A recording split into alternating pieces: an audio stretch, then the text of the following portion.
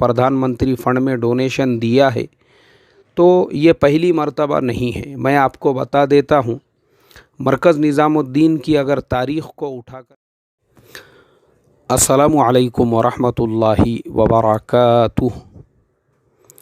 मोहतरम भाइयों, बुज़ुर्गों और दोस्तों, सोशल मीडिया के ऊपर एक इंग्लिश न्यूज़पेपर की कटिंग आजकल वायरल हो चुकी है, जिस कटिंग के अंदर ये दावा किया जा रहा है कि हज़रत जी मौलाना साद साहब ने 28 मार्च को प्रधानमंत्री कोरोना वायरस का जो फ़ंड है उसमें 1 करोड़ रुपये डोनेशन दिया। और जब हज़रत जी मौलाना साद साहब से ये पूछा गया कि आपने 1 करोड़ रुपये दान दिए हैं, लोग अगर 1,50,000 रुपये भी देते हैं, उसको वायरल करते हैं, सोशल मीडिया पे उसकी पब्लिसिटी करते हैं, तो आपने 1 करोड़ रुपये देने के बावजूद भी किसी के सामने उसका तज़किरा नहीं किया। तो हज़रत जी मौलाना साद साहब ने फरमाया कि इस्लाम में जो भी आप दान दक्षिणा करते हो वो अल्लाह के लिए होती है, दिखावे के लिए नहीं होती है। क्योंकि इस्लाम की तालीमात तो ये है कि अगर एक हाथ से दे तो दूसरे हाथ को ख़बर नहीं होना चाहिए। बहुत सारे लोगों ने वो न्यूज़पेपर की कटिंग भेजकर ये सवाल पूछा कि इसकी हकीकत क्या है, इसकी सच्चाई क्या है। अभी देखो मेरे मोहतरम दोस्तों, एक इंग्लिश न्यूज़पेपर है, उसके अंदर वो न्यूज़ आई है, तो चूँकि उसकी जो तहक़ीक़ है अभी उसी न्यूज़पेपर के एडिटर साहब को कॉल करके उसके ऑफ़िस में फ़ोन करके हम कर सकते हैं कि भाई किस रिपोर्टर ने जाकर हज़रत जी मौलाना साद साहब से पूछा है। लेकिन अगर हकीकत में भी हमारे हज़रत जी मौलाना साद साहब ने 1 करोड़ रुपये प्रधानमंत्री फ़ंड में डोनेशन दिया है, तो ये पहली मर्तबा नहीं है। मैं आपको बता देता हूँ, मरकज़ निज़ामुद्दीन की अगर तारीख़ को उठाकर देखेंगे तो मरकज़ निज़ामुद्दीन ने इस मुल्क की खातिर जो क़ुरबानियाँ दी है और इस मुल्क को जो दिया है, जहाँ तक मेरे अपने नॉलेज में है, जो मैंने स्टडी किया हुआ हूँ, कुछ चीज़ें आज मैं आप लोगों को बताता हूँ। सबसे पहली शुरुआत होती है जंग आज़ादी से। अब हमारा जो तबलीगी है, चूँकि बेचारा जो है ये अपने आप को 6 नंबर से बाहर नहीं निकाल पाता और फ़ज़ाइल अमाल के अलावा दूसरी किताब पढ़ने के लिए इसके पास में टाइम नहीं रहता। अब ये बात और है कि तबलीग का ही जो तीसरा नंबर है इल्म व ज़िक्र,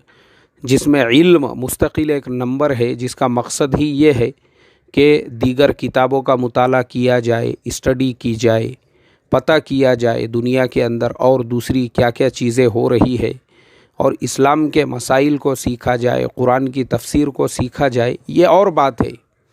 कि ख़ुद हमारा तबलीगी जो है वो तीसरे नंबर पे अमल नहीं करते हुए उसको पता ही नहीं है, ख़ुद अपनी तबलीग की तारीख़ के बारे में उसको मालूम नहीं है। तो इसके लिए हमारा जो तबलीगी है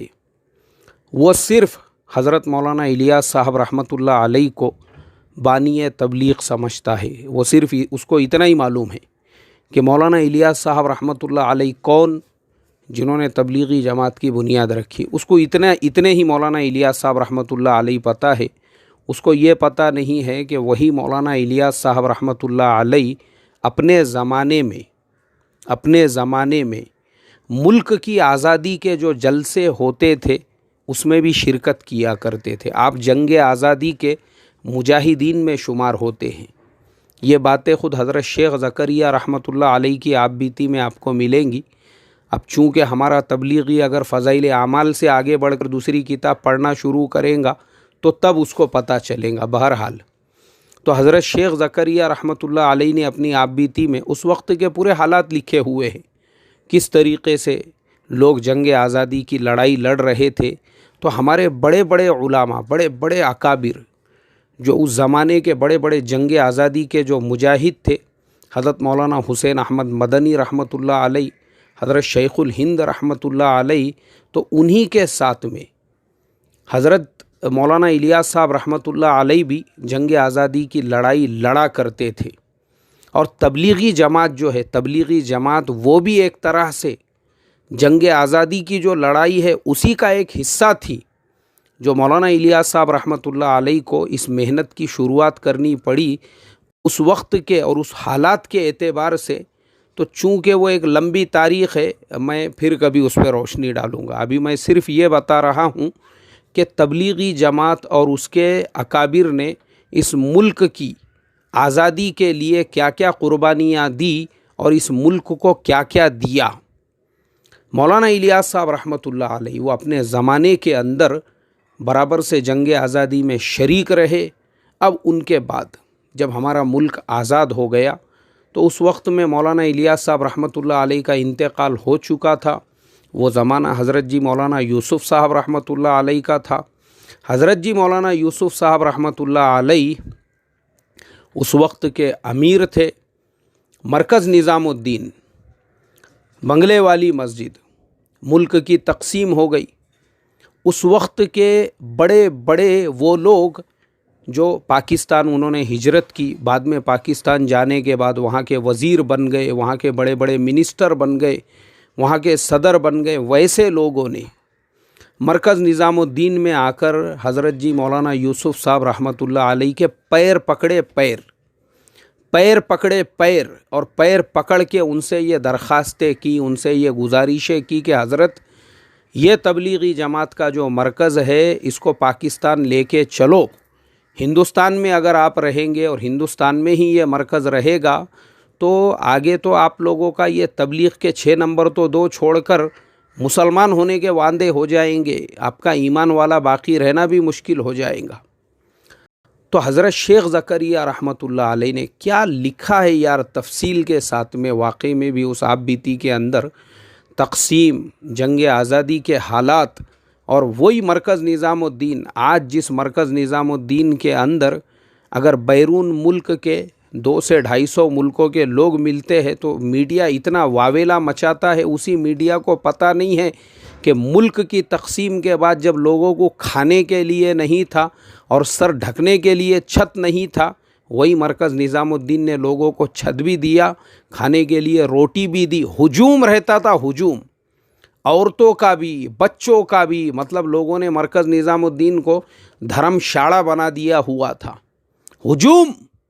مردوں عورتوں پورے بچوں سے بھرا ہوا ہوتا تھا وہ، اس لیے کہ روزانہ 1:30 بجے ایک ٹرین نظام الدین ریلوے اسٹیشن سے وہ پاکستان کے لیے جاتی تھی. حضرت شیخ زکریا رحمۃ اللہ علیہ نے کیا نقشہ کھینچا ہے اس واقعے کا. حضرت لکھتے تھے، بولے رات سے ہی لوگ آنا شروع ہوتے تھے، رات سے پھر صبح سے پورا مرکز جو ہے وہ بھر جایا کرتا تھا. اور جیسے ہی ظہر کی نماز ہوتی تھی اس کے بعد پورے لوگ وہ بھاگتے تھے ریلوے اسٹیشن کی طرف وہ ٹرین پکڑنے کے لیے جو روزانہ پاکستان کے لیے جاتی تھی. حضرت شیخ زکریا رحمۃ اللہ علیہ نے لکھا کہ پاکستان جو ٹرین جاتی تھی لوگ اپنے چھوٹے چھوٹے بچوں کو بعض اوقات مرکز میں چھوڑ کے چلے جاتے تھے، ریلوے اسٹیشنوں پہ چھوڑ دیتے تھے، پلیٹ فارم پہ چھوڑتے تھے. ان سے کہا جاتا تھا، ارے بھائی یہاں مرکز میں اپنے بچوں کو کیوں چھوڑ کے جا رہے ہو، ریلوے اسٹیشن پہ کیوں چھوڑ کر جا رہے ہو؟ تو لوگ یہ کہتے تھے کہ اگر ہم اپنے اسلامستان میں اگر خیر و عافیت سے چلے گئے نا تو ایسوں کو بہت ساروں کو جن سکتے ہیں، کوئی پرابلم نہیں ہے، لیکن وہاں خیریت سے پہنچنے تو وہاں پہنچ گئے نا تو یہ ایسوں کو جن کے ان کی پوری ٹیم تیار کر سکتے ہیں، 1 ڈزن جتنے لگیں گے وہاں جا کے جن لیں گے. لیکن مسئلہ ہے یہاں سے خیریت سے اس ملک میں جانے کا. حضرت شیخ زکریا رحمۃ اللہ علیہ نے وہ نقشہ کھینچا ہے. تو مرکز نظام الدین نے اس وقت بھی دیش کے کام آیا کہ جو دیش کے بے سہارا لوگ رہتے تھے مرکز نظام الدین کے اندر دھرم شاڑا کے جیسا آ کے پڑے ہوئے رہتے تھے، ان کو کھانا بھی ملتا تھا، وہاں پہ رہنے کے لیے سہارا بھی ملا ہوا تھا. لیکن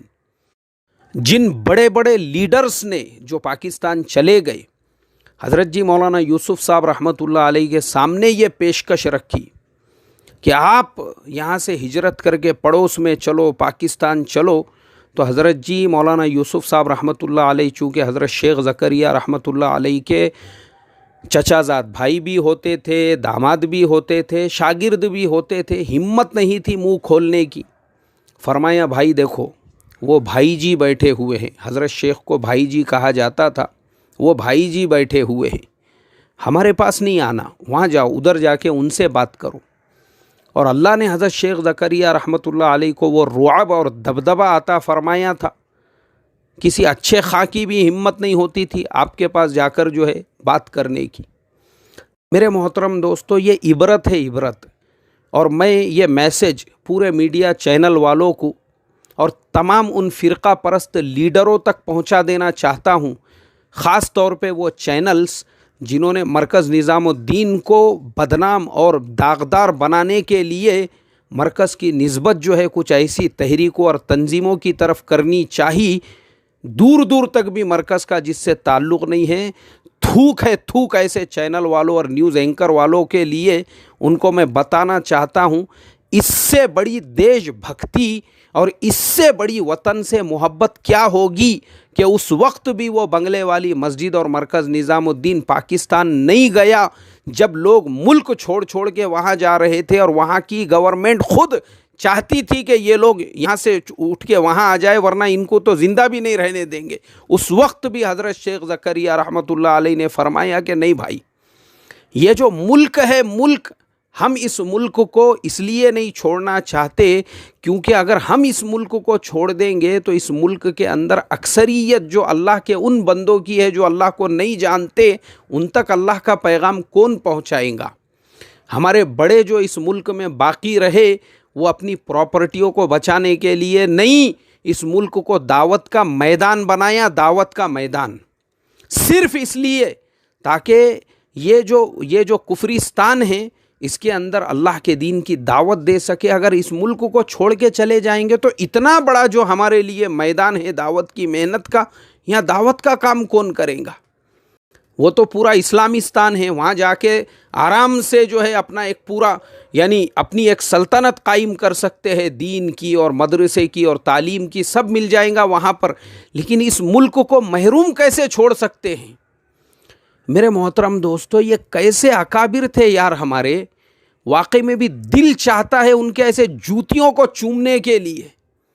یہ ان کے خیالات تھے، ان کے ایسے یعنی کیسے لوگ تھے، یہ کیسی قربانی ہے، یہ مجھے آپ بتائیے۔ جو ہمارا آج کے زمانے کا مفاد پرستی اور خود غرضی کا جو زمانہ ہے، جس زمانے کے اندر جنہوں نے تبلیغ کے دسترخوانوں پہ کھا کھا کر اور اپنی پراپرٹیاں اور بڑی بڑی جائیدادیں بنا لی ہے، آج روپوش ہو کے بیٹھے ہوئے ہیں، وہ روپوش ہو کر آج تبلیغ کے دفاع میں ایک ویڈیو بنا کر وہ اپلوڈ نہیں کر سکتے۔ آج کھل کے تبلیغ کے دفاع کے اندر جن لوگوں سے ان کو اعتراض ہے، ارے دو نا جواب ان کو دو،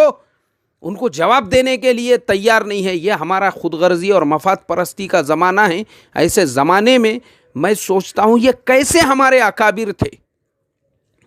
کہا کہ اس ملک میں جو رہنا ہے اپنی پراپرٹیوں کے لیے نہیں، جائیدادوں کے لیے نہیں، اس ملک کو میدان بنانا ہے دعوت کے کام کا۔ حضرت شیخ زکریا رحمۃ اللہ علیہ نے ریجیکٹ کر دیا۔ اور آپ کو بتاؤں ان حضرت شیخ کے گھر کا کیا حال ہوا، ان کی اپنی جائیدادوں اور پراپرٹیوں کا کیا حال ہوا، وہ آگے خود حضرت نے لکھا۔ کئی مہینوں کے بعد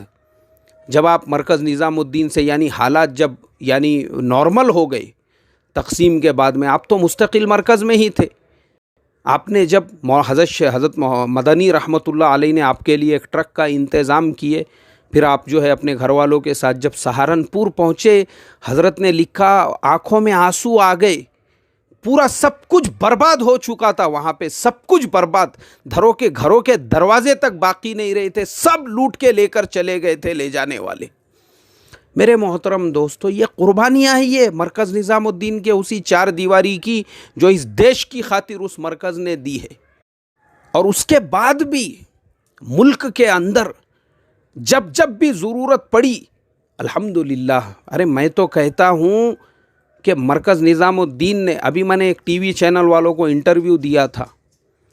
ان کو میں نے یہی کہا کہ مرکز والوں نے مرکز کی محنت کی وجہ سے آج ہندوستان کے گاؤں میں آپ کو جو اسکول، جو مدرسے نظر آ رہے ہیں، مسلمان سماج کے اندر جو چینج نظر آ رہا ہے، گنہگاری کی جو کمی نظر آ رہی ہے، وہ اسی تبلیغی جماعت کی محنت کی برکت ہے۔ انہی کی وجہ سے آج سماج کے اندر جو سدھار آیا، جو اتنے مدرسے بنے، جو اتنے اسکول بنے، انہوں نے سماج کو سدھارنے کا کام کیا۔ گورنمنٹ نے ان کو ایوارڈ دینا چاہیے، انعام دینا چاہیے۔ جو اس مرکز کے اندر اتنے فارینرز بھی ہے، باہر والے بھی ہے، جو میڈیا ہائی لائٹ کر رہا ہے، ارے تمہارے اوپر احسان کیا، تمہارے دیش میں آنے والے جو فارینرز تھے ان کو کھلایا پلایا رکھا وہاں پر، آپ دیکھو آج حالت کیا ہے فارینرز کی، اللہ حفاظت فرمائے۔ بہرحال تو میرا بتانے کا مقصد یہی ہے کہ اگر حضرت جی مولانا سعد صاحب نے 1 کروڑ روپئے پردھان منتری فنڈ میں ڈونیشن بھی دیا ہے تو یہ پہلی بار نہیں ہے۔ ملک کی آزادی سے لے کر آج تک مرکز اس دیش کی خاطر قربانیاں دیتا آ رہا ہے۔ مرکز کے سامنے کا جو اتنا لمبا چوڑا پولیس اسٹیشن ہے، وہ خود زمین کسی زمانے میں مرکز کی ہوا کرتی تھی، وہ کیس جیتنے کے باوجود مرکز نے وہ پوری زمین پولیس اسٹیشن کو رہنے دیا کہ ٹھیک ہے چلو ہمارے دیش کے اگر استعمال میں وہ جگہ آ رہی ہے کوئی بات نہیں ہے۔ اس لیے اللہ سے دعا کرتا ہوں اللہ مرکز کو تا قیامت قائم و دائم اور باقی رکھے۔ السلام علیکم ورحمۃ اللہ وبرکاتہ۔